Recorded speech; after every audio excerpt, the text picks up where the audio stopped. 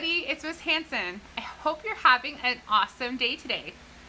Today I'm going to be talking and explaining story structure a little bit more to you. And we're going to do that by using story maps.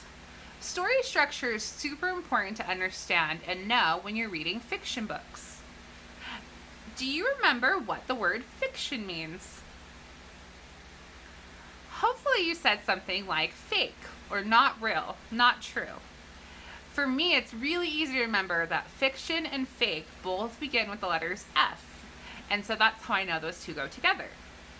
A lot of different types of stories are fiction, but fiction stories have story structure. Story structure are all the different parts and different things within a story that makes it important and unique and makes it make sense. Today we're going to use a classic story to explore story structure. After we're done talking about that, I challenge you to use it with the book that you're reading this week and fill in story structure with that book as well. So today we're going to talk about a story most of you are familiar with, which is Cinderella. I don't have the book here with me today, so I'm going to show you my favorite version of the movie. Now, Cinderella has a lot of different things that make it unique and make us know that we're definitely talking about the movie Cinderella. So here is what a story map looks like. A story map has all the parts of story structure all put out in a different form or a different way so that it's able to look very easy and it's easy to fill in the different things that you need to do. All story maps might look a little different and might be a little different, but this is the one I've chosen to use. Now we don't need the top because that's for our name and we're all just doing this together. So we're gonna put that down so it's not as distracting. Now always you need to put what title it is, because if you just do a story map without putting the title, people might be like, what book is this? And super confused. So that's an important part of the book is the title. The next part of the story is characters. Do you know what the word characters mean? Characters are the animals or people that the story is mainly about. Now, there's sometimes so many characters in the movie or in the book. Movies are based on books, at least some of them, like this one. And movies can have story structure as well. But anyways, there is a lot of different characters. So I just want you to think of the main characters, the most important characters, that without this book, it wouldn't be that book. So for the book or movie Cinderella, the main characters, of course, the first one is going to be Cinderella. And then depending on the version you're reading, but we're just going to do the classic version, there's usually a wicked stepmother and some wicked stepsisters. Then always there's a handsome prince. And then, depending on the version, there's always a different magical creature that helps Cinderella. In the classic one, it's her fairy godmother. So that is what I put for the characters.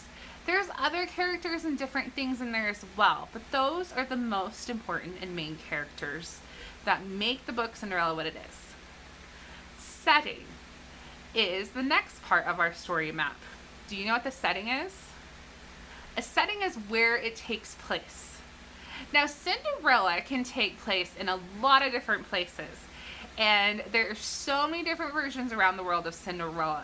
So it could be the country, or it could be the name of the city, or with this version of Cinderella, I'm not sure what country it takes place in. So I'm going to say the setting is mainly the house that Cinderella grew up in and lived in, and the castle. Those are the two main places that Cinderella went. So for setting, it can be the actual name of the actual country or city, or it can just be the building or area where the story happened. Be as specific as you can, but just do your best. Now the next thing down here that I labeled is plot. Do you know what the plot is? A plot is broken up into three main parts: the beginning, middle, and end. It's really easy to know the plot of the story because the plot is just what happens in the story. It seems like a fancy word, but it's easy. Plot means what happens. And to help me be able to tell the plot a lot better, I like to separate it into what happens in the beginning, the middle, and the end. So, since we're doing Cinderella, the plot of the story is, at the beginning, Cinderella lived with her wicked stepmother and stepsisters, and they were mean and made her do lots of work. In the middle, Cinderella wants to go to the ball, but they don't let her. But her fairy godmother comes and helps her get ready for the ball and lets her go to the ball. I would almost make two middles for this, because then the next middle part is she meets a prince and they dance and fall in love. But when the clock strikes midnight, she runs away because the magic will go away, and she loses her shoe.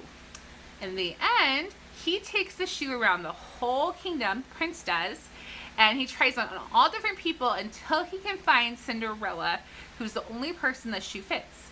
Then they get married and live happily ever after. Now, your plot may have more details or less details, but the plot is basically simply what happens, a summary of the story.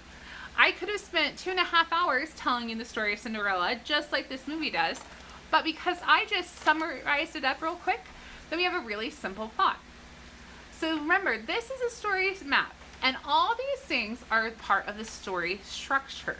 They teach us and help us remember what the title of the book is, who the characters were, what the setting of the story is, and then the plot.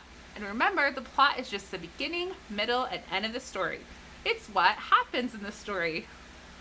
I hope that you use this to help you fill out or think about story structure for the book you're reading this week, the book that you're reading with your class.